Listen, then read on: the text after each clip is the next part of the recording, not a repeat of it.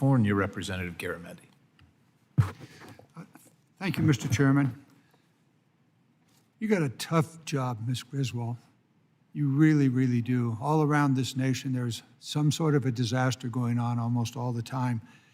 Thank you. Thank you for your efforts. Thank you for the work that you and your team do. Obviously, all of us believe it to be extremely important, the recovery piece of it. Now, there's always a problem.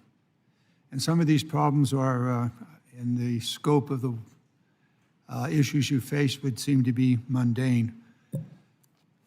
We had a COVID crisis a couple of years ago. There were shutdowns. There were individual counties housed homeless people in separation so that they might not get sick or infect the community. One of those counties happened to represent is awaiting reimbursement for their program. Region 9 made a decision that they wouldn't be paid. That decision appears to be contrary to your national guidance. We'd like you to look into it. We'll get you the specific information, and if you'd take a look at it. Has to do, not a great amount of money in the scope of what you're facing, but nonetheless important to Contra Costa County. So if you'll take a look at that, try to align your guidance with the Region 9 determination to not reimburse. Now, having said that, we'll just let that hang out there. We'll get you the specific information, and if you'll follow it up, we would appreciate it. But in the scope of the issues you have, good luck. We will never be able to deal with disasters unless we continue to press for mitigation. And the mitigation is one of your tasks. And there are a couple of mitigation programs that are of concern here. Specifically, the mitigation having to do with the water infrastructure. One of your programs does not seem to provide for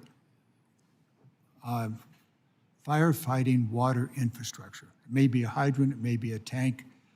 Could you please take a look at that? And if we're going to mitigate, for example, the Camp Fire or Lahontan, how do we do it without water and the water infrastructure? You have a program that can deal with that, and we need to make sure that that would be included. Again, we'll get you specific concerns that we have in California about that. The final point is your revolving loan fund program. It does, if it works, provide the state with money that they can then pass on to counties, cities, others, to get ahead of the problem by using that money to develop mitigation programs. However, you've awarded that to 7 states, about $50 million to 7 states and the District of Columbia. You got about $100 million available.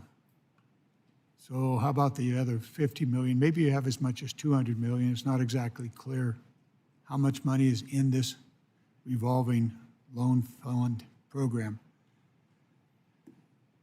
Can you push the money out, or is that money now being allocated for the disaster recovery? Please take a look at that. Obviously, California, other states who have spoken here today, the representatives have. What is the status? Can you push the rest of that money out, or is that going to depend upon the additional money that we must provide to FEMA? I don't know that you're up on this issue now. If you are, love to hear your comments. If you're not, I'm sure you'll get back to us. Representative, the Storm Revolving Loan Fund is such an incredible tool to help our communities build resilience in areas where perhaps they don't have the funding to front some of the costs or even to cover the cost shares for some projects. And so we're very excited about this program. When we first got the authorization and the funding for this program, we wanted to make sure that we could get a portion of that funding out as quickly as possible. And so that's why we did a partial notice of funding opportunity for the initial $50 million that you mentioned. This program also requires, it's a first-of-its-kind program, and it also requires that our state and our local partners build capacity to be able to administer such a program. And so while we did an initial notice of funding opportunity, we have also been working with our state and local partners to help them establish programs so they can administer this. And as we continue to go forward with this program, we will be issuing our notice of funding opportunities for the full amount of this program going forward, while we continue to work with building their capacity. I'm out of time, but my final comment is I very, very much appreciate the task that you're doing and the extraordinary importance of it. So know that at least some of us want to really support you. Thank you. Thank you.